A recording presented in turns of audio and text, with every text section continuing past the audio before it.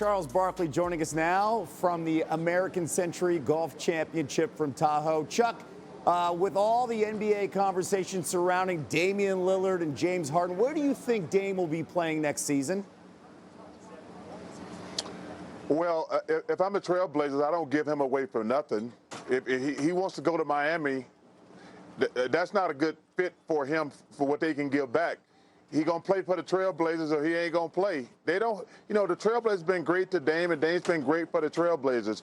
But this notion that they going to have to give him away for nothing is just stupid. I'd hold firm if I'm the Trailblazers. Do you think he's the missing piece here next to Jimmy and Bam for the Heat to win the title? Well, I don't know the answer to that. We got a long way to go, Kev, before we talk about championship. The Celtics went out and got Porzingis. You got the James Harden situation in Philadelphia. I mean, you don't know what's going to happen. The Lakers look like they got better. The Nuggets, they're the champs. Yep. So it's going to be very interesting, but it's way too early to say, you got my Phoenix Suns. They're right there. So we got a long way to go. And we haven't even brought up the Warriors, right? To your point, that this is wide open. It feels wide open, and that's the joy of the offseason about the league, because everybody talks about it and all the drama, the ins and outs. And speaking of drama, you mentioned James Harden. Are you surprised, Chuck, here about the small trade market for him right now, as well as him just sitting there?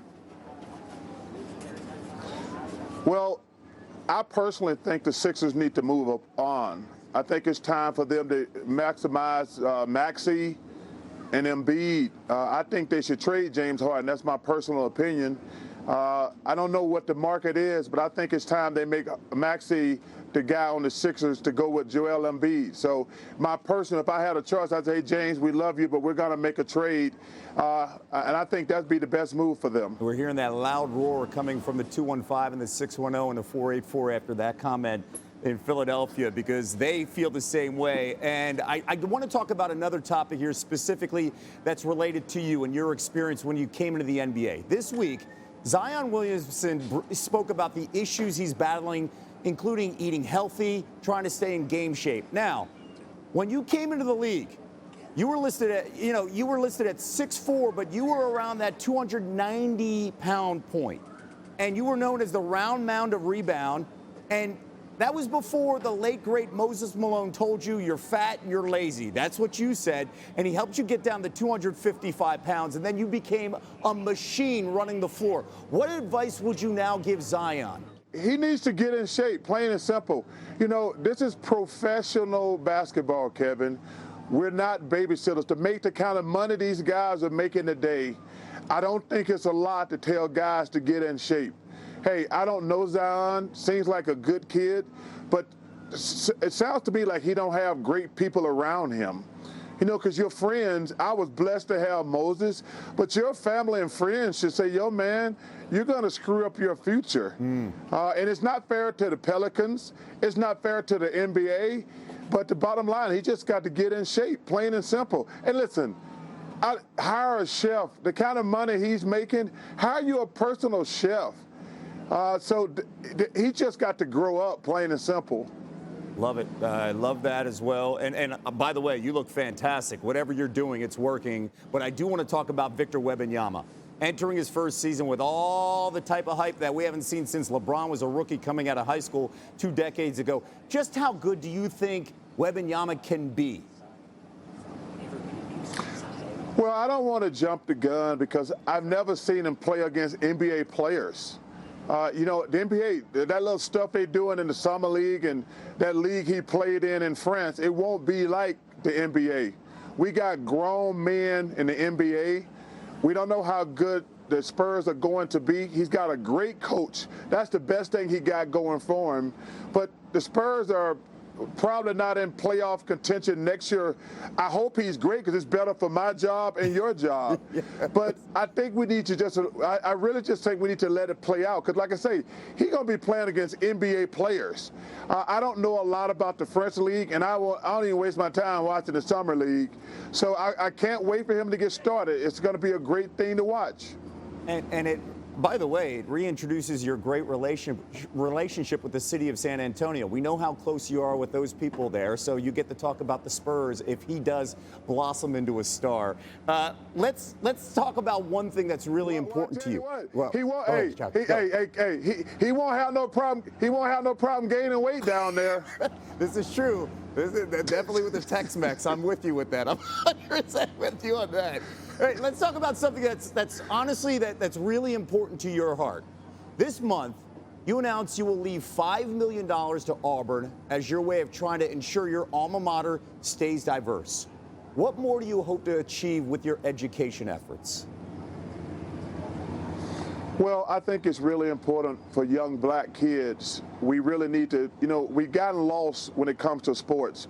We have way too many young black kids think they're going to go play in the NBA, the NFL, and Major League Baseball. Kevin, I wish everybody could play a pro sport for a living. And let me tell you something. I've been lucky and blessed to dribble that stupid ball and make myself a great life. But one of the things, in my will, I was leaving $5 million to Auburn. And when that affirmative action thing came down, I thought it was more important for me to change it, not for just poor kids, for black kids. I want to make sure Auburn always is inclusive and have diversity. I just gave my $8 million to HBCUs, and that's something that I'm really, really proud of. Because, man, these young black kids, they got to get real jobs out here. Like I say, I wish all these kids could play sports. But unfortunately, most people have to go out and get a real job. And I think in the black community, we're going to start stressing education more and more and more. And I'm going to do everything in my power to stress that. Some of those HBCUs include Alabama A&M, Clark Atlanta, Jackson State, Morehouse, Spelman. So that is a fantastic legacy to help, of course, the next generation. Before we go, all right, we had a discussion at the pod. If you had the power to change one thing, like you're the commissioner of sports for one day, and I'm making you that commissioner, what's the one thing you would change in sports right now? Wow, that's a great question. I think that, man, we're so lucky and blessed to play a stupid sport for a living. I hope all the guys just appreciate how lucky we are.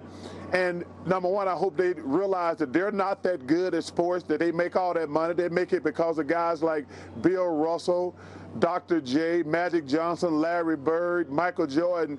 Those guys made the NBA what it is today. I love all these guys. I just hope they appreciate, we got to have guys making $50 million a year to dribble a stupid basketball. Kevin, you know how old I am? I remember the first time a guy made $1 million, we were walking around the locker room high-fiving each other. We couldn't believe that an NBA player, and I'm talking about Dr. J, Moses, Maurice Cheeks, we were going around high-fiving each other that the first time Magic Johnson made $1 million. And you look at the NBA today, God bless these guys. We're going to have guys making $50, $60 million. And, man, that's incredible. I just hope they appreciate it. Well, they could be thankful to guys like you as well. And let me tell you, as a kid that grew up watching that 83 to 90 team, those Sixers teams, man, it was always a pleasure watching you, Chuck. Thank you so much. No, hey, thank the public and thank the basketball guys, man. I'm the luckiest dude in the world. We're lucky to have you here with us on SportsCenter. And by the way, keep losing those LBs. You look great, Chuck, all right? Hey, thank you. I appreciate it. Thanks for watching ESPN on YouTube. For live streaming sports and premium content, subscribe to ESPN+.